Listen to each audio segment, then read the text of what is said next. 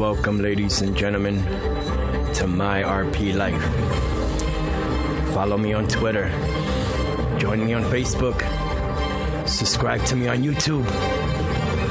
Get ready, ladies and gentlemen, because this platform was created for you, the blind and visually impaired community, so that you can share your stories and what you go through.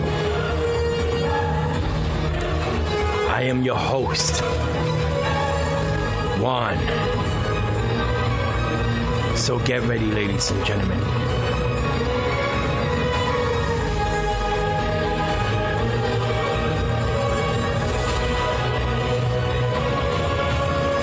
Welcome to My RP Life podcast. What's going on, y'all? Welcome back to My RP Life. I am your host, Juan, and this is My RP Life. And before I get started, please subscribe to me on YouTube. Please subscribe to me on all the other platforms that Anchor put me on, such as Spotify, Apple Pod, and also Google Podcast, to name a few. So today I have my guest on. Hold on, what am I saying? My guest. It's not my guest. This is my beautiful co-host, my beautiful Debbie. And we're going to talk about, what is it we're going to talk about, baby? Today we're going to talk about living independent as a blind or visually impaired person and how important it is. Exactly. There you go, ladies and gentlemen. So please don't forget to subscribe. If you have any comments or questions, you can leave voice clips on whatever platforms you're on that you're listening me through right now. So I'll deeply appreciate if you can do that, and please don't forget to subscribe. So here we go, guys. Enjoy. So baby, yeah, so how we doing this today? Well, okay, put me on the spot. Yeah. That's going to cost you extra. Okay. Well, I don't know about you, but I know that losing my sight was very hard because I was giving up my independence, or at least I thought I was. Right. And it's very, very important to remember that though you can't run out and do everything you did before, you still need to be independent. Starting first of all with your own home situation.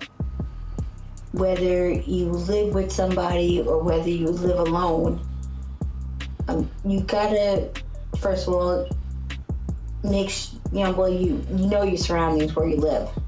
Yeah. To begin with. Right. But you gotta make sure you become acclimated to that. Even better.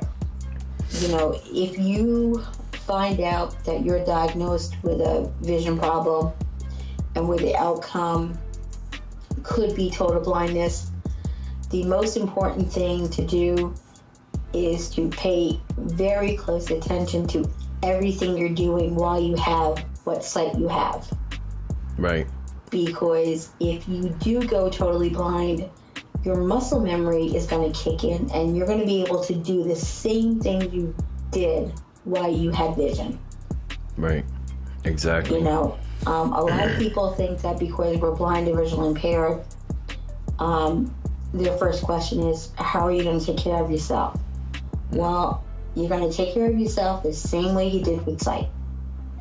It may take you longer to do things, but you're going to do it. And you're going to get through it. You got to have patience and you got to have resilience. Right, exactly. That's like with me.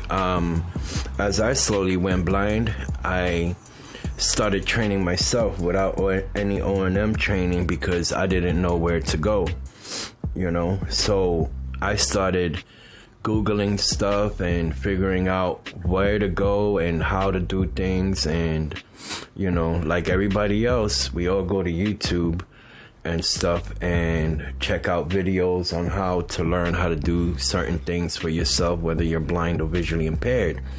So as I slowly went blind, I started making videos on how I go up and down the stairs, how I'm dependent in my home, as preparing a pot of coffee, you know, washing clothes and stuff like that. Now, cooking dinners, you already know, baby, I ain't no cooker. But I'm not afraid to try. I'm not afraid of the stove, you know. I'll definitely make you some breakfast, girl, you know. Well, that's good to know. Yeah, but like, that's me being dependent, you know. It's a scary process also as you slowly lose your sight, because you also go through a bit of depression, not realizing what's happening right away or slowly or whatever also. So, but as time went on, I motivated myself to do these things before this time came to where I'm totally blind now. And now I'm more independent on the things that I've taught myself along the way and the things that I've learned through YouTube, through Google, like all the different websites and stuff like that. And learning from different other foundations and right. And we gotta remember, you know, I guess we were lucky to gradually lose our sight, but there are people that, you know, either were born blind, and people that, you know, just wake up one day and they're blind. Right. No warning. No nothing. Yep. Whatever. And you know, and that is hard. But that's when you have to reach out and you have to find out what services are available in the area that you live in. Exactly. You know, whether it's your state's local commission for the blind. Mm-hmm. There are, you know, we also have the American Foundation for the Blind, the Right. National Foundation for the Blind. Right. And no, we are not endorsed by these. No, we're not. Organizations. We're not trying to endorse them. We're just telling you that these are the places that you can go to for help. Exactly. And they can link you up with the organizations in your area that will provide you the mobility training that you're going to need and the assistance that, you know, you may require in your own household. You know I worked with a group when I was losing my sight, and you know, they offer job training for those who need a skill set, mobility training, and also life skills. Right. You know, whether it's their facility or them coming into your house to provide, you know, bump dots for your microwave, bump dots for your stove. Mm-hmm. And for those who don't know what a bump dot is, they're these little rubber, just stick-on things. Right. That we use to put on our stoves at certain temperatures. Yeah, markers.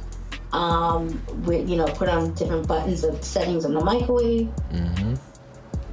And things like that. And now, thank goodness, with the electronics that are around, that there are applications that we can download on our phones that will also help us. Right.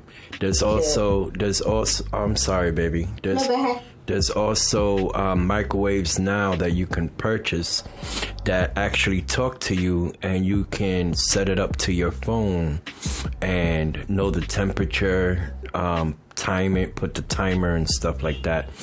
I'm not being endorsed by anybody, but I think it's a Samsung microwave, if I'm not mistaken. Yeah. Oh yeah, there's lots of talking things that you can purchase. Mm-hmm. You know, you might have to spend a little bit of extra money. Right. But if you have it, it's great. Mm-hmm. Makes and your there life are easier. grants that you can apply for with different organizations that will help you purchase the things that you need to sustain your life. Right. If you can't afford. From talking food scales to talking thermometers, talking bathroom scales, and your laptops and everything. Right, exactly. And these organizations, if you can't afford it, they'll talk to you about ways that they can either give it to you for free or even work with your insurance also. Yep. Your local Lions Club has always been a great aid to the blind and visually the blind and visually impaired community. Right. They're always offering local programs in the areas, and the thing is that you have to do the work to find out what's out there. Yeah, exactly. You got to go whatever state you're in, Google these things. Go on Bing if you don't have Google, search. Yeah, you can't just sit at home and be like, okay, well, they're going to come knocking on my door any day. No, that's not going to work. Yeah, that doesn't work at all whatsoever. Yeah. And it's great because, we can do our own shopping, through our phones. Yeah. There's, shopping apps and stuff like that. So it's all, you can be independent. It's all up to you. It's all into your mindset. Exactly. It's of up how to independent you want to be. Exactly, my love. It's all up to you to motivate yourself to get your stuff and everything moving. Right. And if you need extra help in your house and you feel like you can't do it, that's fine too. There's nothing wrong with needing help. There's nothing wrong with asking for help. Exactly. And that was a big problem for me also, is because I live with my sister and my two nephews. And I would give my sister a hard time every time. She's like, you want help? And I'm like, no, I don't want your help. Leave me alone. And then I finally have to be in, can you help me, please? But, it's all right. Yeah, we all go through our changes and stages through our blindness or visual impairment, so you'll be at a certain point in your life when you're first losing your vision. You're confused, don't know what to do. You're upset because you're losing your sight, or you're upset because your sight is already gone, tragically, or whatever the case may be. So that's the thing some people need to do, is just take the time and chillax, relax, and get your mind straight. And then when you're mentally ready to do those things, then you step up to the plate and you do what you gotta do. And cooking, as far as like cooking for yourself, start small. Start with making yourself a piece of toast. Right? Exactly. That's what I'm saying. There's ways around there. There's hacks to buttering your bread and spreading stuff, and like I said before, it might take you an extra long time, longer than you used to, but you'll get it done. Yeah, definitely. And one of the first things I cooked when I wasn't totally blind yet, but I was, getting there, was I cooked grilled cheese for my nephew CJ and myself for lunch as we moved into our new apartment. And it took me a lot longer than what it used to. The poor kid came out and had to ask, is my lunch ready yet? And I was like, no, Debbie's doing her best. Right. But it got there, and let me tell you, that was the best grilled cheese sandwich I ever had, because I made it. Yeah, you did it. And I proved to myself that, I still got this. Yeah, it took me a long time to make that grilled cheese sandwich. I had to make two of them. Right. One for him and one for me, but it got there, and I still cook now. It's the try new recipes and everything, and it works out well. Yeah. And when I need help, I ask for help. Yeah, exactly. You have to start off small before you go big. You have to learn to crawl before you walk, and walk before you can run. Yeah. And if you fall into a depression because of losing your sight or being already totally blind, or if it was taken away from you, you can always reach out to different groups and organizations on Facebook also. So they got a lot of different support groups you can go to and to get yourself some, help by talking to other blind or visually impaired folks on these different groups and different organizations. Yeah. That's right. The internet's a great thing, especially when you need to reach out and find somebody to talk to. The internet's open, 24/7. There's always going to be someone somewhere. Imagine, but imagine this, baby. Imagine if this would have been happening to this generation of people back in the 80s or back in the 70s, where the internet wasn't around and they would have to find other ways by calling different numbers through the phone book and stuff like that, and looking it up that way. It's like I said, over time, it's I don't want to say it's gotten better to be a blind person. Well, it's gotten better because of the technology. Yeah, exactly. Yep. That is there, but the thing is that visually impaired and blind people have been adapting to their situations and their surroundings for a very long time. Exactly, yep. It's either, sure, there was a time when, if somebody was blind, they were like put into a home and just forgotten, and they had no quality of life. Yeah, when the family didn't want to deal with them because they were a burden. But that's no longer the case. There are blind people that are out there living, very good lives. And I'm not just talking about, our famous blind people like Ray Charles and Andrea Botticelli. There are normal. Yeah, your everyday Joe. Yep. That get up, go to work, and maintain great lives. Right. And it's those people that you gotta look for. And when you get associated with, a blind organization, you're gonna meet some amazing people that do things for themselves. Yep. And that's gonna help to motivate you to do things. And it's gonna help you, if you're in a depression, it's gonna help you get up in the morning, give you a reason to get up. And start your life and keep on living, keep on motivating yourself, because you're listening to other blind, whether they're blind business owners, blind architects. There's a lot of people in this community that does a lot of big things, and you got to look at that example that they're showing you, that you have to move and be positive. Don't let your blindness or vision impairment take control of you. Like I told, like I said once before, you fall down, you get back up. Absolutely. And the thing that stops most people is how willing they are to step outside of their comfort zone.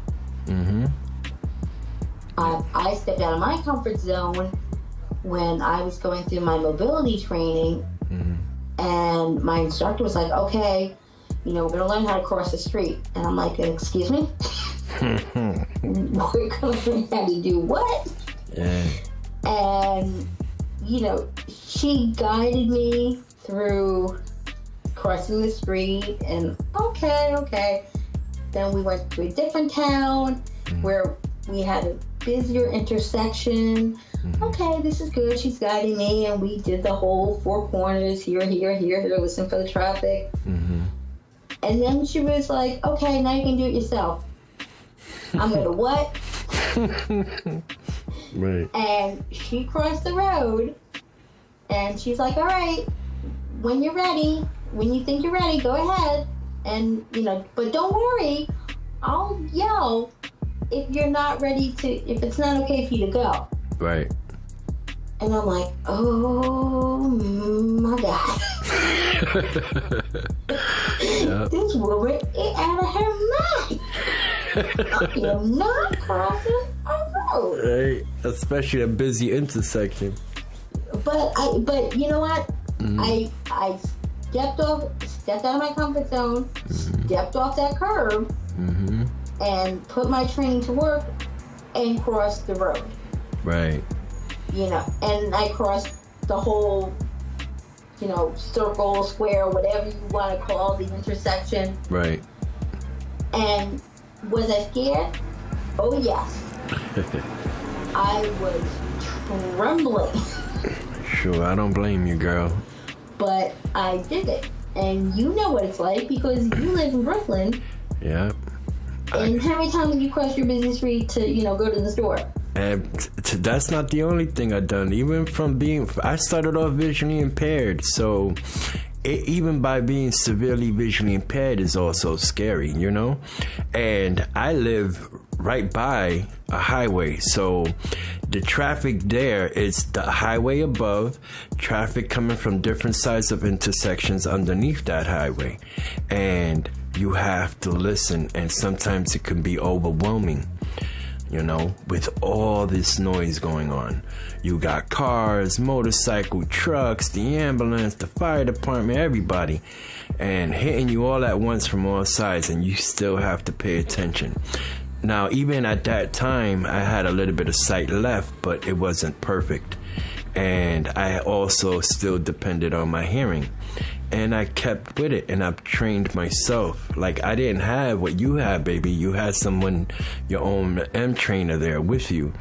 I didn't go looking for that yet. And because I was too, not to say ignorant, but I was too, what's that word? Like, depressed in a way, or confused in the beginning, not knowing where to start from. You know, so I said, you know what, F this, I'm gonna try it myself and train myself little by little, and I've done really good. And now that I'm totally blind, I still go through that intersection by myself, even though there are days when I'm escorted, you know, by my mother and stuff like that. But there are days where I do go through that intersection to test my mental muscle skills on how to cross again by myself. Right. You know, now being totally blind. And I tell you, girl, baby, it is scary. And I was like, oh my God, just concentrate, you know, pay attention. And when I did my first video last year, before I deleted my RP life, but even though now it's back, I went out 3 days after I was totally blind and went to the store down the block from where I live at in my neighborhood.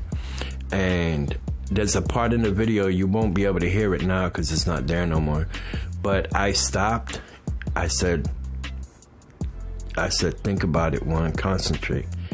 And I found across the street, I walked across the street, found the gate to the other side of my block and walked up, you know, because it was so overwhelming hearing all the noise of the fire department and everything coming by and the fire trucks and all of that.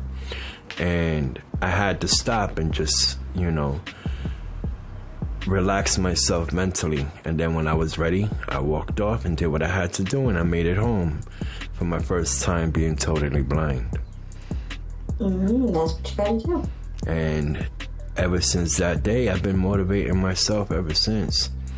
You know, you can't put yourself back and sit there and get depressed and put yourself down or curse whatever out, or because some of us, you know, once we start losing our faith, and you're like getting into this depression mode, and it's just the worst thing to feel, because I've been through it, and I know you've been through it, my love.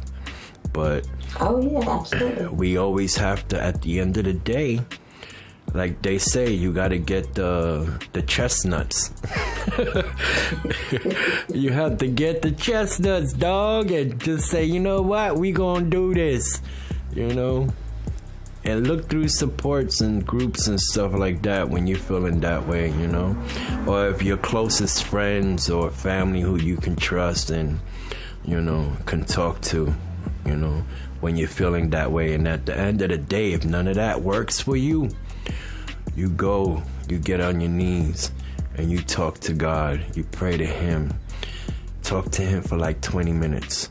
And then you stop praying, because I want you to open your heart and just listen to Him and hear what He has to say to you, you know, and just keep your faith.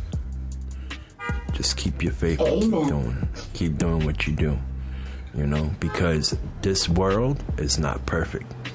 Your life is going to be always a struggle, like I told you once before, ladies and gentlemen. It's going to always be a mental struggle, you know. And one of the most important things is to keep your faith in Him, you know, because that's going to be your medicine. That's going to be your support team at the end of the day. When you turn off your phone or put your phone on mute and you're going through those mental struggles, what do you do at the end of the night? Talk to God, because He'll always listen to you. And that's what I got. Amen. Amen, baby. Yeah. Hold on, let me see how many minutes are we in on this.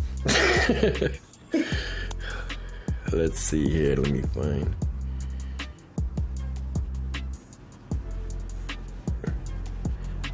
We at 25 minutes. Alright. Hold on, she's talking in my ear right now. Okay, that's the stop button right there. We got anything else, baby? No, I think we did a pretty good coverage of Independence Day today. Right. All right, ladies and gentlemen. So that was my host, my beautiful diva, my Debbie, my beautiful diva Deb. Thank you, baby, for joining me. No problem. Thanks for having me back. For those of you who don't know, that is one of my support. She is my everything, like my rock, everything. Like, she supports me 24/7, you know. I do my best. When I'm feeling down and depressed, that's who I speak to. I speak to my baby. But yeah, so you guys all take care. Thank you for listening to both of us. Subscribe to My RP Life if you're new here. And follow me on Twitter at My RP Life. Join us on Facebook. You can join our Facebook group. It's called My RP Life Family and Friends Group on Facebook. My diva Deb and I are the head admins there. You can also subscribe to me on YouTube, and it's My RP Life also. You know, I deeply, deeply appreciate all the love and support from everyone around the world, whether you're in the blind and visually impaired community, our sighted listeners, everyone. And I hope and pray you're all having a blessed day or night wherever you are. Blessings to everyone. And this is My RP Life. Please subscribe once again. I deeply appreciate all that love and support. God bless everyone. Peace.